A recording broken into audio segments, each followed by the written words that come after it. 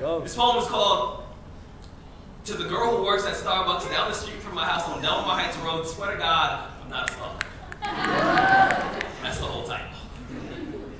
When I asked you for a chai latte, what I meant to say was, I was walking past, I saw you in the window, I came in here because I had to know what your voice sounded like. Instead of saying that, I got really nervous and ordered the first thing on the menu. Honestly, I don't even know what chai is. Or a latte, for that matter. See, I imagine that when God made you, I bet he cussed for the first time. I bet he turned to an angel, gave him a high five, and said, "God damn, I'm good." You were that beautiful. I spent the last 5 days trying to figure out how I'm going to introduce myself to you properly. I finally figured it out. It's going to be something like, "Hi." That's all I got so far. But I think it's a good start. See, I'm going to be honest. It's not often that I find myself eager to write about love. In fact, every time I try to write about love, my hands cramp.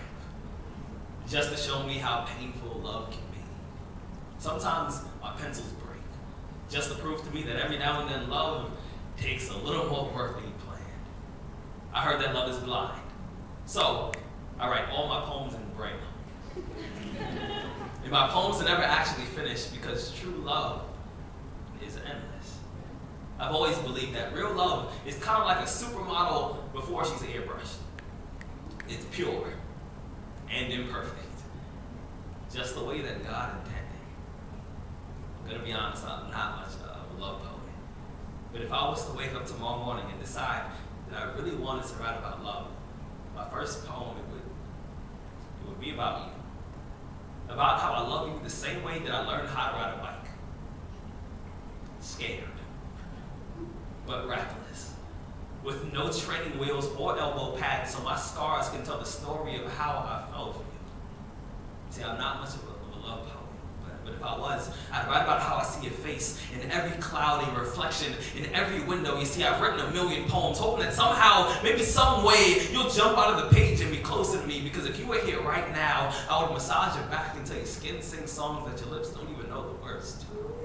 Until your heartbeat sounds like my last name and you smile like the Pacific Ocean. I want to drink the sunlight in your skin, I swear. And I'm not a love poet, but if I was, I'd write about how you have the audacity to be beautiful, even on days when everything around you is ugly. I'd write about your eyelashes and how they're like violin strings that play symphonies every time you blink. If I was a love poet, I'd write about how I melt in front of you like an ice sculpture every time I hear the vibration in your voice. And whenever I see your name on the caller ID, my heart plays hopscotch inside my chest. It climbs onto my ribs like monkey bars, and to be honest, it feels like I'm a child all over again. And I know this is going to sound weird, but sometimes I pray that God somehow turns you back into one of my ribs just so I would never have to spend an entire day without you.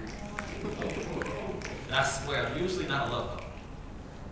But if I was to wake up tomorrow morning and decide that I was going to write about love, my first poem, it would be about you.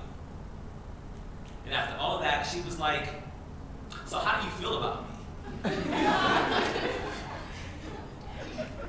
And I said, "Let's put it like this. I want to be your ex-boyfriend's stunt man. I want to do everything that he never had the courage to do. Like trust you.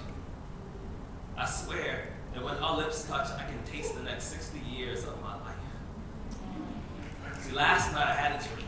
In this particular dream, I died in my dreams, awoke not knowing I was still asleep, and decided to walk. You see, that night, I walked in my sleep, I slept in my walk, I walked backwards until I saw you for the first time, and I can barely muster the courage to introduce myself all over again. You see, I've been trying to find the right words, I've been trying to take the right steps for what seems to me like thousands of years, but something always seems to go wrong between us. We lived in Egypt, I was the Pharaoh's slave, you were his daughter, loving you led to my death. They claimed that I seduced you, and after they stole my life, I was resurrected as a mason. I made the foundation for your house. We met eyes for 2 seconds. You left and I didn't see you again until I died. I came back as a caterpillar. caterpillar. I turned into a butterfly. I landed in the palm of your hands. You brushed me away, and the rejection killed me. When I awoke, I was a kick drum. You were a snare. We were both owned by this drummer named Cozy Cola. When he died, so did we, but I came back just to look for you. I left notes in random places, hoping that you would stumble across them. I carved our names in trees and then prayed that it would jog your memory. I whispered your name in the wind, hoping somehow, maybe some way, my voice would reach you, but it didn't, and I died. I died early. I died young, with breadcrumbs in my hand, just hoping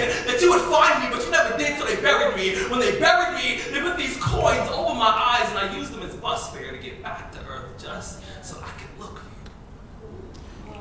That's why sometimes when we hold hands, every so often, I hold on a little too tight. I'm sorry. I just don't want to lose you again. My mother told me that whenever you find the perfect woman, you do whatever it takes to make sure that she stays next to you.